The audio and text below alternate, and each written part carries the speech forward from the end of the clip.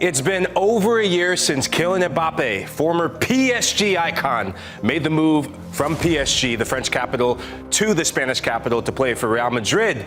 And today, he gets his dream wish to go up against his former side, which he spent 7 seasons, but yet couldn't win that coveted Champions League final. We see the resume there. It's incredible. And he had this to post before the game on his Instagram. Nico, what do you think of this? Yeah, paying respects to the team that gave him almost everything. Looking from a PSG perspective, what's the vibe and what's the feeling around PSG fans when it comes to Kylian Mbappé and the legacy he's left behind? Good morning, guys. Yeah, Mbappé has long had a very interesting relationship with PSG fans. There was a distance for quite a long time, even when he was smashing in goals every weekend and even when he was racking up the trophies, because there had always been this connection with Real Madrid, which predated his arrival at PSG in 2017. There was 2021 when he looked like he was about to go to Madrid. The same thing happened again in 2022. And so for all that Mbappé delivered on the pitch, there was a slight suspicion among PSG's fans that, he was kind of stringing them along a little bit and waiting for this dream move for Real Madrid to come about. And I think actually what happened towards the end of his time at PSG, there was a realization that, okay, this guy is going to leave and he's going to fulfill his dream of playing for Real Madrid, but he's given this club so much, 7 years of his career. And it's pretty rare in French football for one of the leading French players to commit so much of their career to playing in Ligue 1. And Mbappé, as a figurehead for the national team, as a patriotic Frenchman, he wanted to leave his mark on French football, and he wanted to do that with PSG. So when he said goodbye at the Parc des Princes, we saw that the PSG ultras went to the trouble of making a big tifo for him, and greeted him very warmly at the end of that game. So I think that, PSG's fans feared Mbappe's departure for years, and that had an impact on the amount of warmth they felt capable of showing him. But once they'd actually got to the point where he was about to leave, they were able to place what he'd done for the club in its context. And with hindsight, realized that, this guy's one of their greatest ever players. So, I think there'll be some PSG fans who are still disappointed he left, who would have liked him to stay at the club forever. But I think a lot of PSG fans, and I think crucially the ultras, who are kind of the moral compass of the PSG fan base, I think they've forgiven him. And I think they're more interested now in celebrating what he did at PSG rather than blaming him for the fact that he ended up leaving. Yeah, he's a prodigal son of French football in this modern era, right, Tom? And that's why I believe that in hindsight, he will be remembered more fondly than the controversy of the present suggests, because if you are playing cat and mouse for year after year after year with Real Madrid and PSG, where am I going, and muddying the waters and almost like forcing this out and forcing PSG's hand and asking Real Madrid to go to the highest bidder to get you, ended up walking on a free. But I would imagine it creates some tension, but that tension is not fully relieved at the moment. There was a lawsuit, Tom, between Mbappé and PSG. Yeah, and that is ongoing. And this all dates back to the summer of 2023. Mbappé had a year left on his contract and ended up being frozen out of the PSG squad in pre-season.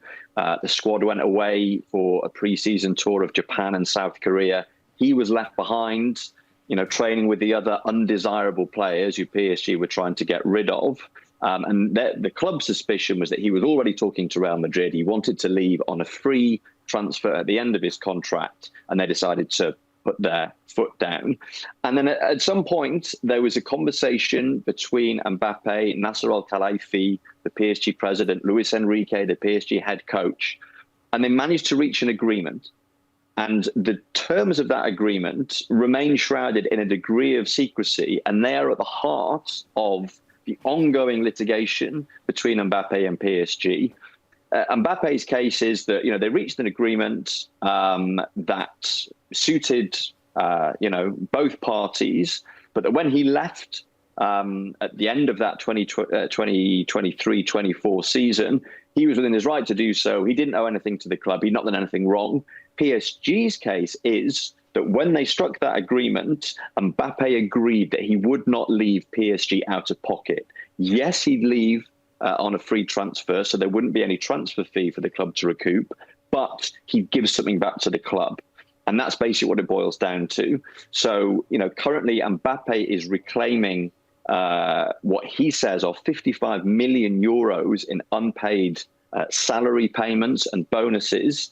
And PSG is saying, well, you broke the terms of that agreement, so you're not getting that. And this is, we've already been around the houses with this.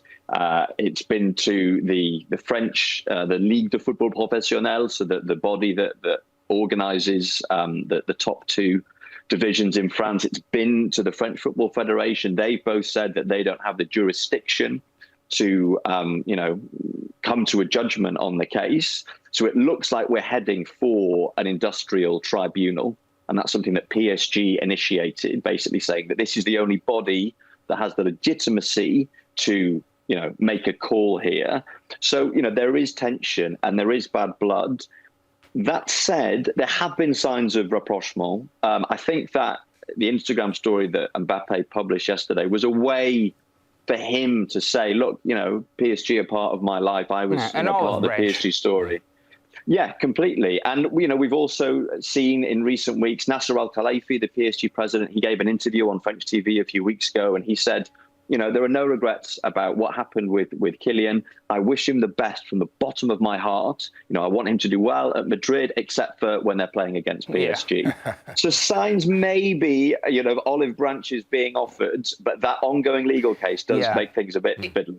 It definitely feels like diplomacy forward-facing between Kylian Mbappé and Nasser, and I think that's, at least from how I interpret the situation, is the crux of the matter. It feels more like Kylian Mbappé versus Nasser instead of Kylian Mbappé versus PSG, because at least from how I interpreted Kylian's words the moment that he arrived at Real Madrid, and he spoke about Luis Enrique and how Luis Enrique really backed him throughout the entire process and almost made it seem that it wasn't a Luis Enrique decision that he was frozen out, but rather implied that it was a Nasser Al-Khelaifi decision that froze Kylian Mbappé out.